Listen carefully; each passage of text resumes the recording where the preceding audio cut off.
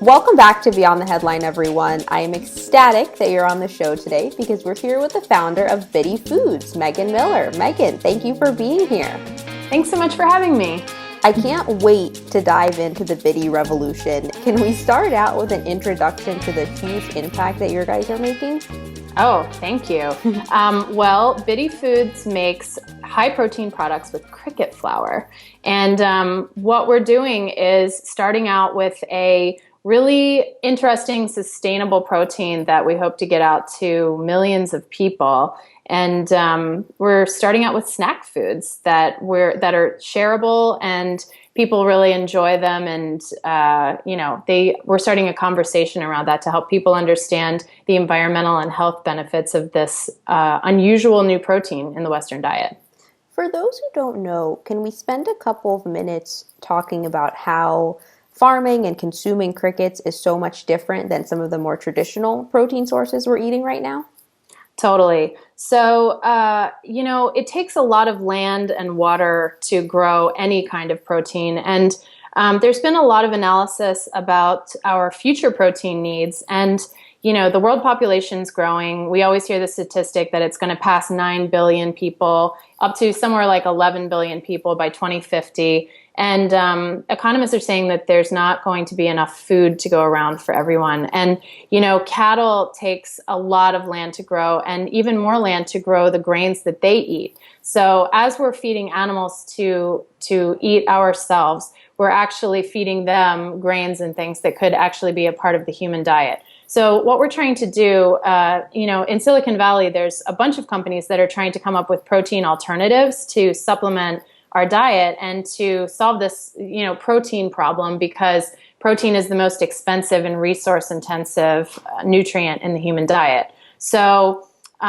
while you can certainly convert plant proteins into interesting things to eat, we were thinking, why not harness this biomass of protein that's already here, all around us? Like, insects represent the largest protein biomass on Earth, and they take hardly any water and hardly any land to grow. You can grow about a pound of cricket protein using a gallon of water. And by comparison, it takes 2,500 gallons of water to get to a pound of beef.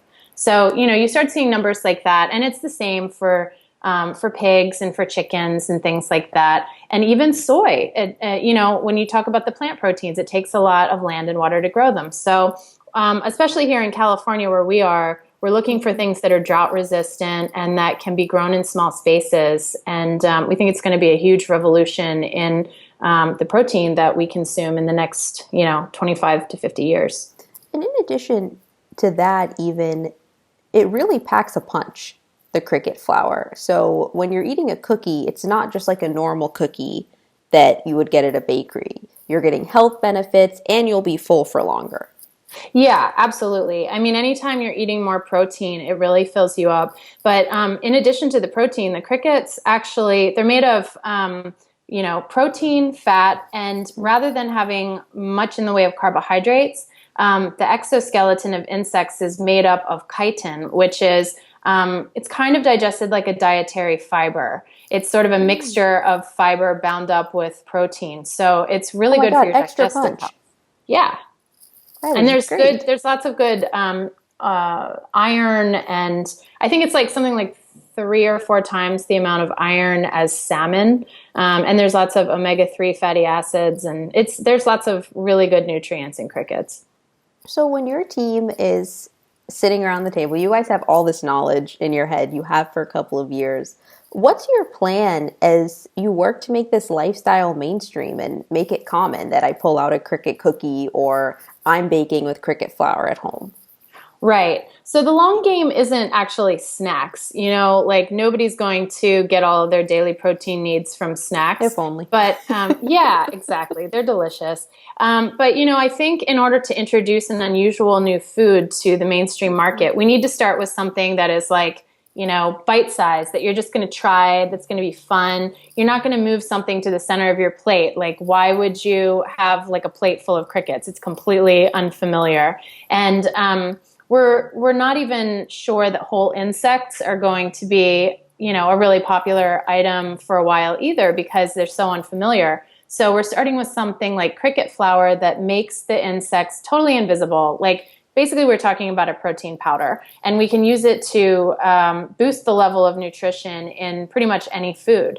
So, there's a lot of experimentation happening. Like we're sitting around and experimenting in our kitchen and making delicious pastas and flatbreads and pizza crusts and all kinds of things like that. Basically, substituting cricket flour anywhere you would normally have a high carb food, you could actually have a high protein food. So that's really promising. But we really think the thing that's going to introduce crickets to the mainstream is snack foods, like things that people can just grab and go and taste. And it's not a huge commitment. And it's also sort of a conversation starter because they're the things that we normally have as treats. I think what's exciting about that too, and part of your evolution, is you guys have a huge demographic that's moms and kids and families. If you can have a child love what you're making, that's a huge stamp of approval because kids are so picky. Well, they are and they're not. On the one hand, they're picky, and on the other hand, they're so open-minded, and they also really influence each other, and play little games with each other, and so it's really fun to them. Like, oh my God, there's a cricket in here. Are you going to try it? Like, I'm going to try it. Are you scared? And like watching the kid dynamic. We do a lot of work with kids, and we've shared cricket cookies with classrooms, and we've done some research and experimentation, and just watching the dynamic, like they kind of like cajole each other into trying it, but then like the weirdness factor disappears immediately. They're like, oh, it's delicious, I want more. Like we had this project that we did recently where we had a bunch of moms and kids come in and try all of these different foods that we were creating, and this little girl, this 6-year-old, was like, I want to put my face in a bowl of cricket flour and eat it till I die. Oh, wow. That's commitment. We're like, okay, don't do that, but we're so glad that you like it. And I think what's exciting about that too is if kids are starting at that age eating a healthy snack, even if it's the only healthy thing that they're having in their diet, it really shifts your mindset as you get older. Yeah. And I mean, for a lot of parents, it's like, what can I get my kid to eat? Like, okay, she doesn't want to eat her proper dinner, but can I get her to eat some, like Greek yogurt that's got some good protein in it? How about a cricket cookie? Like eat something that has some nutrition in it. So it's also sort of a way of like getting a little nutrition into their diets and just being happy with them eating something. And if it's something really tasty and also healthy, that's really important. Since you guys have launched even, how have you seen the market and the response change? Well, we used to get sort of a why sort of reaction, like, what in the world are you doing eating insects? You don't seem like a person who would eat insects. But now, like, the messaging has really sort of permeated enough that people say, like, oh, that's good for the environment, right? And that is so thrilling to me that, like, just average consumers that you might talk to, they might not know much about it, but they've heard something somewhere, like, oh, I read something about that, or like, I saw that guy on Shark Tank or whatever. Like, it's good for the environment. And that's just really impressive. And, we're seeing a lot more consumer acceptance, and there's been sort of these waves of affirmation, like at the Fancy Food Show this past winter, we were named one of the top 5 food trends, one of the top trending foods for our new Churritos snack chips. And apparently in 2015, cricket flour was one of the trending searches on Google. It turned up in their, overview of 2015 search trends. So I don't know, just things like that. It's like, this is sort of bubbling up into the mainstream consciousness. During the early days too, was there a moment where you felt like, hey, we're finally hitting our stride? I mean, to a certain extent, we're still hitting our stride. Mm-hmm. I mean, I'll feel like we've really hit our stride when this is just like a super mainstream thing in supermarkets everywhere and not even considered weird. Like, I feel like this is a movement kind of like, when sushi first came to the US. Like, there were early adopters in the 80s who thought it was like really cool and awesome. But most of America didn't really get into sushi immediately. But now you can find sushi stores in literally every city, and it's like in grocery stores. And, so I think it's going to accelerate a lot faster than it did. It took, I don't know, 20 years for sushi to become mainstream. But I think with the internet and the increased, interest in global food trends and things like that, it's going to move a lot faster.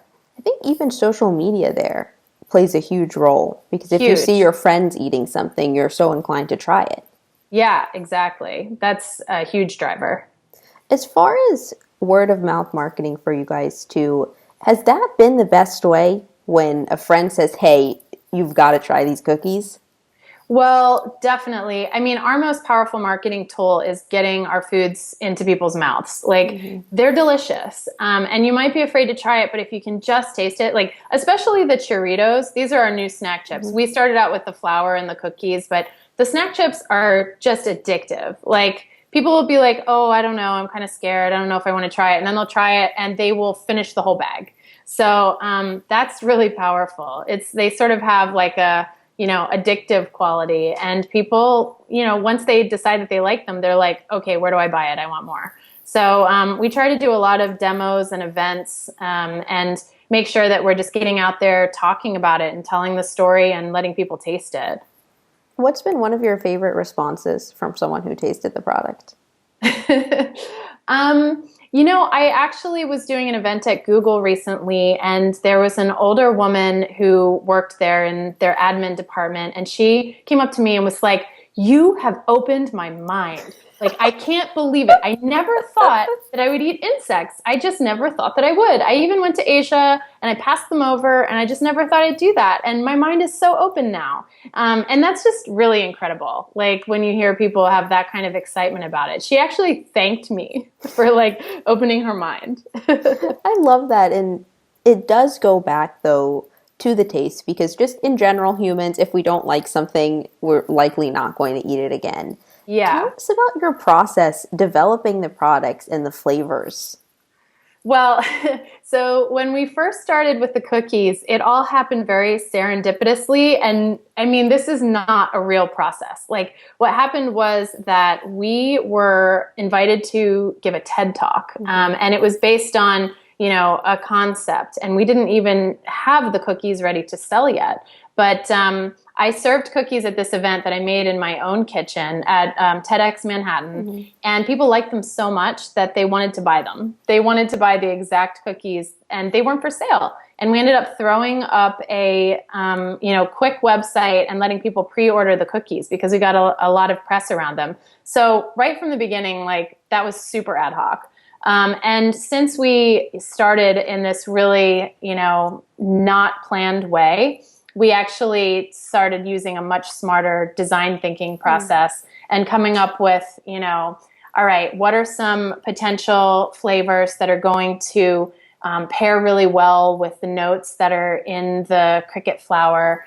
And the cricket flour itself has sort of a earthy flavor, so it goes really well. Think buckwheat. Like, if you had something that was sort of nutty and toasty and a little bit earthy, it goes really well with spices. It goes well with citrus flavors. And so in both of our sweet and savory areas, we've kind of gravitated toward the flavors that it goes well with, which also happen to be sort of the flavor profiles in the countries that already eat them. So if you're in Asia, you will find different insects on the street that are sauteed with lime and chilies. If you're in Mexico and you get chapulines at a bar, they're often sort of marinated in, lemon or lime. Sometimes they have sort of a vinegary flavor. And all of this nice acid and spice goes really well with the toasty flavors. So we started riffing off of both the flavors that go really well with cricket flour and the cultural references. And so for the Churritos, we landed on a whole riff off of chapulines, the snacks from Mexico. So that's how we ended up with 3 sort of Mexico-inspired flavor profiles. How long did it take you guys to develop them? It took a year. And that seems really, really long to me. Before I worked in food, I was actually, working with digital products. And it just seems like the process of developing physical products, it's so much slower because you can't just have, a team of developers huddle up and like work through the night and build something. You have to actually source the ingredients, and it has to be shipped from somewhere. And you could spend all day baking something, but then you have to go back and start all over again, but then you need more ingredients. It's so much more difficult with physical products, and it takes a lot longer than you expect. Are there any kitchen stories since you started that really stand out to you?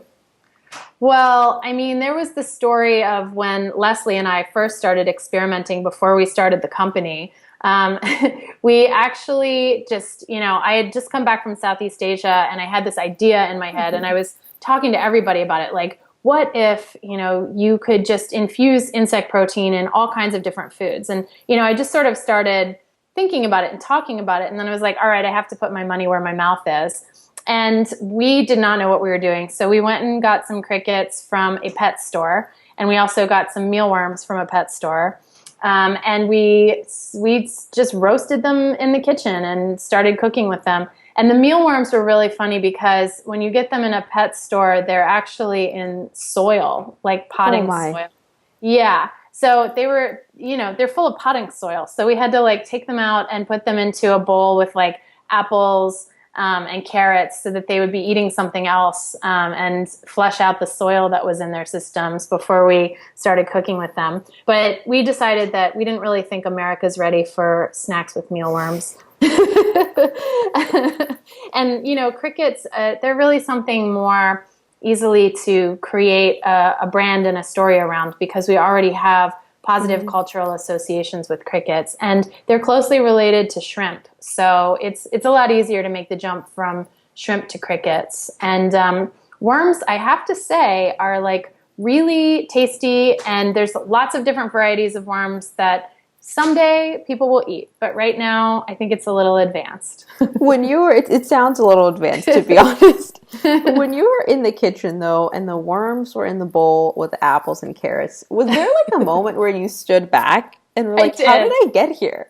I did. I was like, I'm doing this. Like, this is crazy. And my husband actually walked out of the room. I was just like, nope, nope.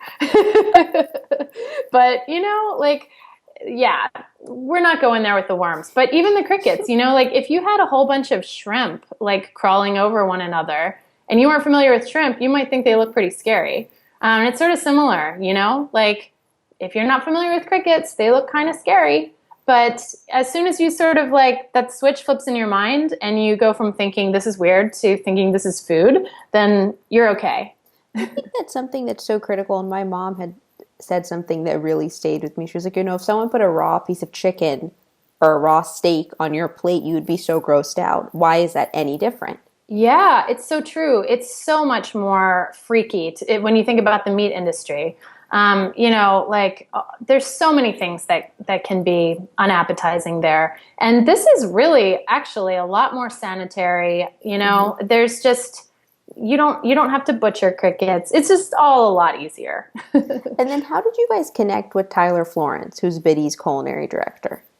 So when I gave that talk at TEDx Manhattan in, I think that was 2014, his business partner, Adam Block, was in the audience. Adam owns a wonderful restaurant in Manhattan called Print and the Press Lounge. And they're all like farm to table, beautiful food. And Adam commutes back and forth between his homes in San Francisco and Marin, actually, and New York City. And he was like, you have to meet Tyler Florence. He's like really into these different emerging food trends, and he's looking for some innovative companies to work with and to help.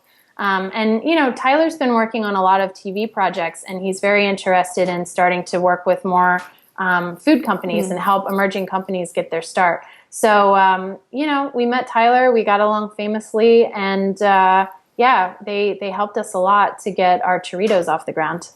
What have you learned working alongside him? He's really, really good at coming up with interesting flavor profiles and just tasting something and immediately knowing what it needs to taste better. He's got a terrific palate. I wish I knew that. That is exactly where I struggle as a cook. Yeah.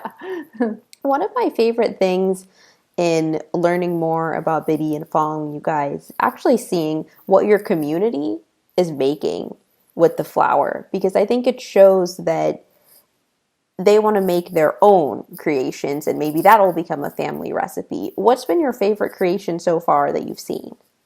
Well, I'm a fan of the quick breads. Like Mm. people make a lot of muffins and breads. So, I really enjoy all of those recipes that people are making. Like there was a really delicious orange cranberry muffin that somebody made. Actually, there's a really good brownie recipe that one of our, bakers came up with, and it's our biddy flour that has tapioca, coconut, and crickets. And then she put sweet potatoes in there to add extra moisture and, density to the brownies and make them really rich without having, too much sugar. Like the sweet potato is actually subbing in both moisture and sugar, and it was delicious. So yeah, people are getting really creative with the flour. It's a vegetable. I mean, it's practically like eating a salad at that point. You There can you eat as go. many as you want. Yeah.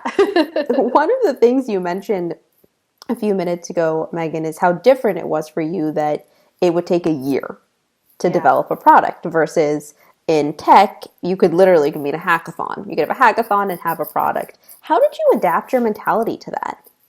I'm still adapting. It's very interesting. I mean, the processes that I was used to working with in the tech industry were very much like, okay, they're mental processes sort of, and they're like organizational processes. Like we're going to get together, we're going to have a 15-minute stand up, we're going to review, what are people's problems and how can we solve them, and we're going to do a sprint and we're going to all work together in the same direction. But when you're working with physical products and when you're working with food, there's just so many different touch points. And a lot of it has to do with logistics. And we're learning more and more about the grocery industry and the e-commerce, industry. And physical things are tough. I really have, so much respect. Like Amazon is just absolutely incredible because they've nailed how to deal with physical things. And that's why everybody's obsessed with Amazon. So we still have a lot to learn in that respect, but we're trying to streamline our logistics to make them more efficient and make everything as green as possible. And yeah, it's just a huge nut to crack. Was there an aha moment that you had or a mental turning point when you were like, whoa, I'm a founder, this is a different life? Yeah, I mean, I was working before on these digital products in a media company environment, and I was traveling a lot, and yeah, life was really different. Going to an office every day, and now, I mean, especially at the very beginning, it's very unglamorous to be a founder. I'm sure you hear that all the time, but the number of things that you have to do, like you're doing every job, and when it And came smiling to at the same time.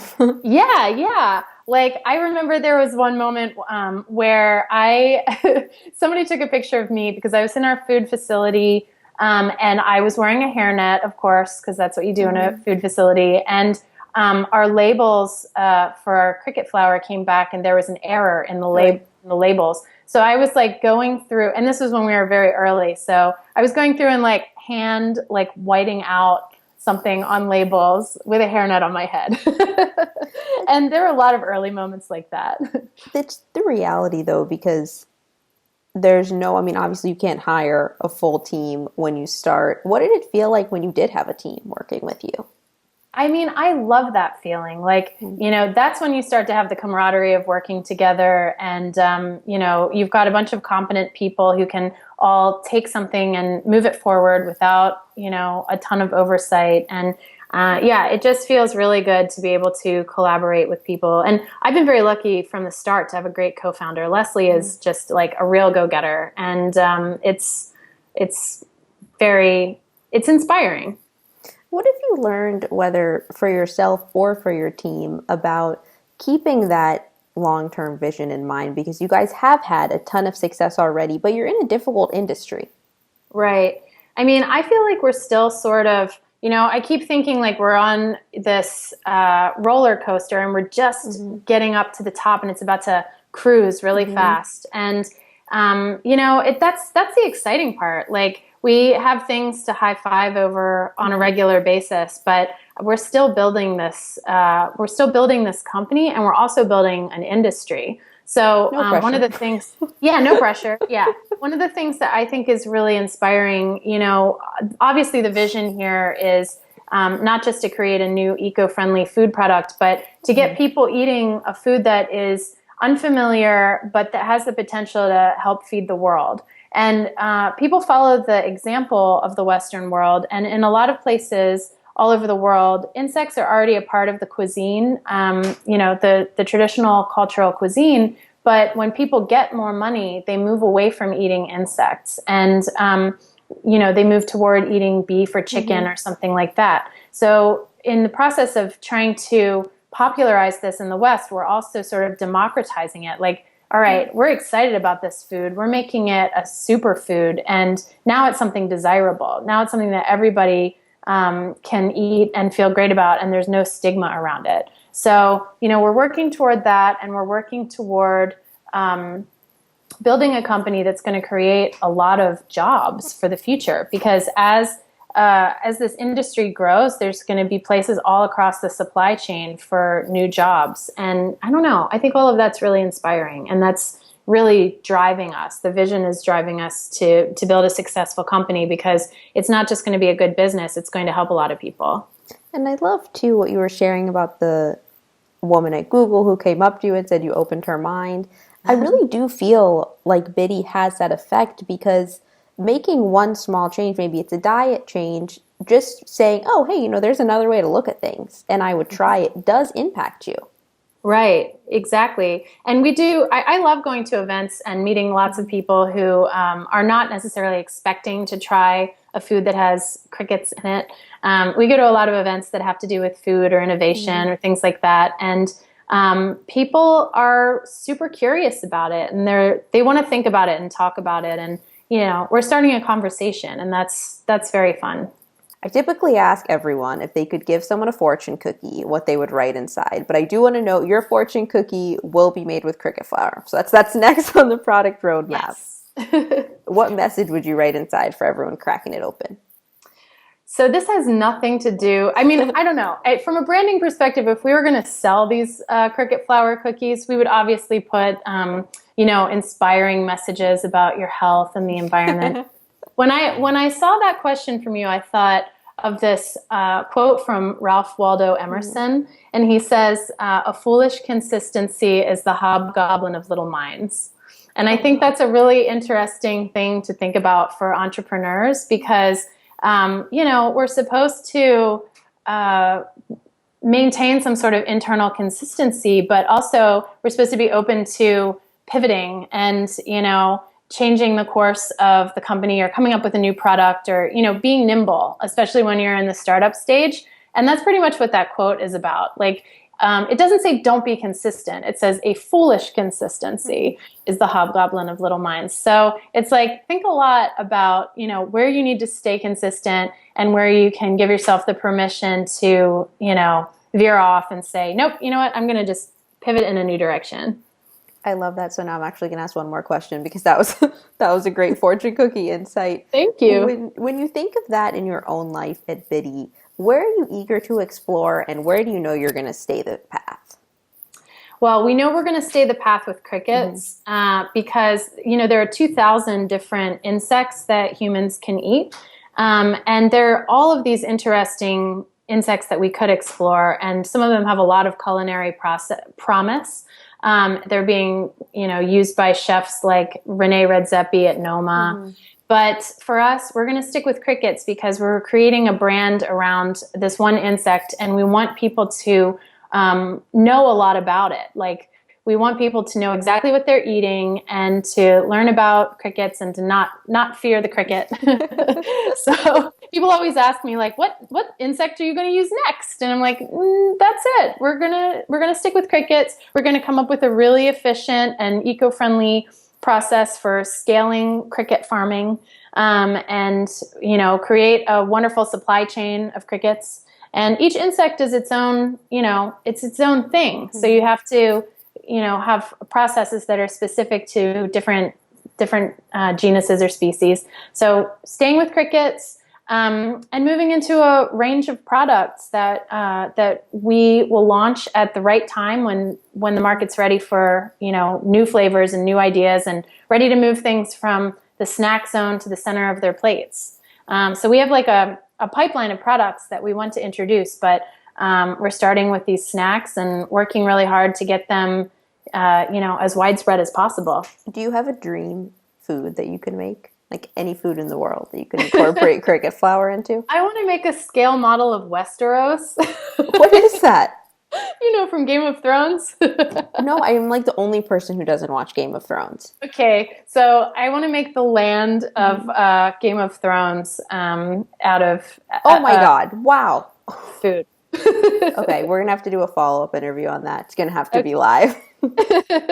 I'm so grateful, Megan, that we got to highlight everything you guys are doing at Biddy. I really believe in your work, and I'm excited for everyone to tune in and learn more. What's the best place for them to follow you, and how can they best be introduced into trying some of your snacks? Well, they can check out biddyfoods.com, BITTY. And we are on Amazon. We're going to be in a lot of grocery stores around the country. We're on Twitter and Instagram at Biddy Foods everywhere. So check us out. Fantastic. Thank you so much. Thank you.